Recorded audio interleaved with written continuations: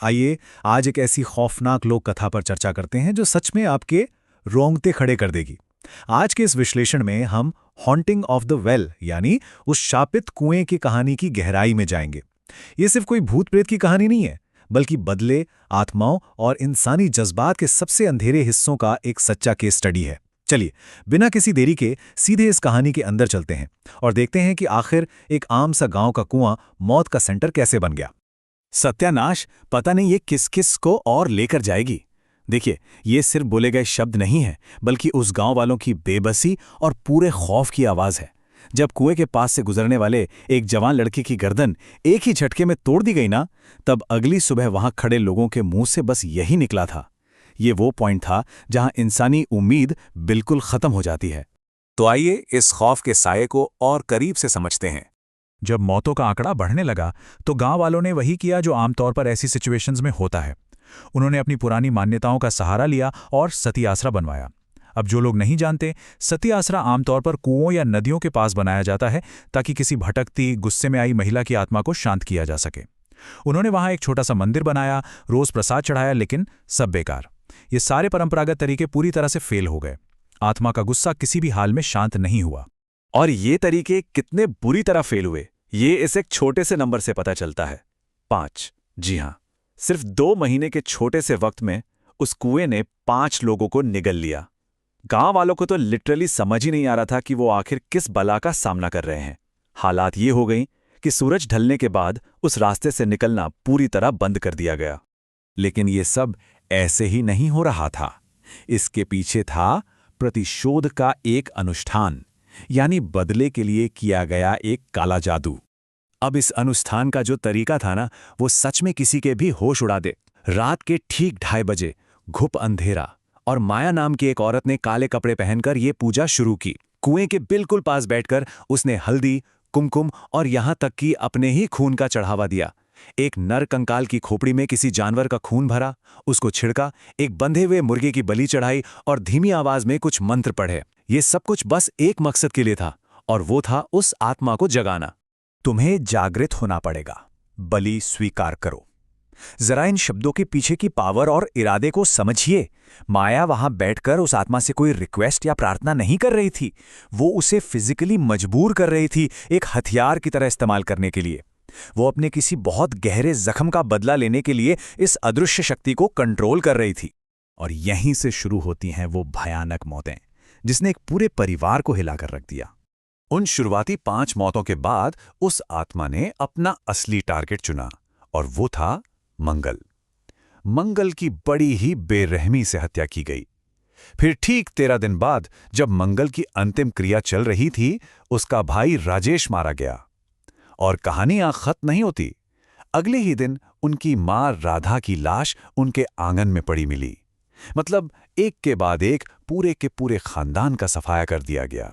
हमलों के तरीका इतना ब्रूटल था कि सुनकर रोंगटे खड़े हो जाएं। रात के 3 बजे मंगल पर हमला होता है और उसका चेहरा इस हद तक नोच लिया जाता है कि पहचान में ना आए। उसके भाई राजेश ने कसम खाई कि वो बदला लेगा, लेकिन 13 दिन बाद वही लाल घूंघट वाली औरत उसके सामने आती है और एक ही झटके में उसकी गर्दन तोड़ देती है। फिर उनकी मां की बारी आती है। सबसे खौफनाक बात जानते हैं क्या थी? इस पूरे परिवार में कोई एक आखिरी वारिस भी नहीं बचा था जो उनका अंतिम संस्कार कर सके। लेकिन इस कहानी में अब एक बहुत बड़ा टर्निंग पॉइंट आता है। आत्मा अपना प्लान बदल लेती है। वो कुएं के पास से गुजरने वाले एक बिल्कुल निर्दोष साइकिल सवार को मार डालती है। ये वो एग्जैक्ट मोमेंट था जब माया को रियलाइज हुआ कि भाई, उसने जिस ताकत को जगाया था ना, अब उस पर उसका 0 कंट्रोल बचा है। बात पूरी तरह हाथ से निकल चुकी थी। तो आखिर ये आत्मा इतनी गुस्से में क्यों थी? चलिए चलते हैं एक दर्दनाक अतीत की तरफ। हमारे सोर्सेज में मंजू के 2 बिल्कुल अलग रूप सामने आते हैं। एक तरफ वो बेचारी दुखियारी विधवा थी, अकेली, बेबास और इतनी मजबूर कि उसे मौत को गले लगाना पड़ा। पर दूसरी तरफ मौत के बाद वही मंजू एक ऐसी बदला लेने वाली आत्मा बन गई जिसे रोकना नामुमकिन था। एक ऐसी ताकत जो अब किसी इंसानी रिश्ते नाते को नहीं मानती थी। एक शिकार से सीधा एक डरावना शिकारी बन जाने का यह सफर ही इस लोक कथा का सबसे ट्रैजिक हिस्सा है। दरअसल सच्चाई बहुत कड़वी है। मंजू के पति का कुछ ही वक्त पहले निधन हुआ था। उसके देवर, यही मंगल और राजेश, जिनके बारे में हमने अभी बात की, उन्होंने एक रात मंजू को उसके ही कमरे में घेर लिया और उनकी बेशर्मी देखिए, अपनी इस घटिया नीयत को उन्होंने अपना हक बताया। अपनी इज्जत बचाने का जब कोई और रास्ता नहीं दिखा तो मंजू घर से भागी और सीधा गांव के उसी कुएं में कूदकर अपनी जान दे दी। और यहीं पर माया, जो कि मंजू की सगी बहन थी, उसकी एंट्री होती है। अपनी बहन को इस तरह खोने का दुख और पूरे बदले की आग उसके अंदर धिड़क रही थी। पर माया से एक बहुत बड़ी गलती हो गई। उसे लगा कि खून का रिश्ता होने की वजह से वो इस भड़की हुई आत्मा को ईजिली कंट्रोल कर लेगी। वो ये भूल गई कि वो अब अपनी बहन को नहीं, बल्कि एक अंधे, बेहिसाब गुस्से को बुला रही है। और यही हमें ले जाता है इस कहानी के विनाशकारी अंत की तरफ। मृत्यु के बाद आत्मा किसी की सगी नहीं होती। जब माया ने मंजू की आत्मा को शांत करने की कोशिश की, उसे याद दिलाया कि मैं तेरी छोटी बहन हूं, तो बदले में उसे यही खौफनाक सच सुनने को मिला। ये इस पूरे विश्लेषण का सबसे बड़ा टेक अवे है। बदले की आग अंधी होती है, वो किसी रिश्ते या पहचान को नहीं मानती। और अंत में वही हुआ जिसका डर था। जिस बहन के इंसाफ के लिए माया ने ये सब कुछ शुरू किया था, उसी लाल घूंघट वाली आत्मा ने रात के 1:30 बजे माया के दरवाजे पर दस्तक दी। माया की रोना धोना, उसकी सारी मिन्नतें धरी की धरी रह गईं, और आत्मा ने बिना एक पल सोचे माया की गर्दन तोड़कर उसे मौत के घाट उतार दिया। सोचकर देखिए, इससे बड़ी विडंबना और क्या होगी। इस सब का आखिरी नतीजा ये निकला कि पूरे गांव वालों ने खौफ के मारे वो जगह हमेशा हमेशा के लिए खाली कर दी।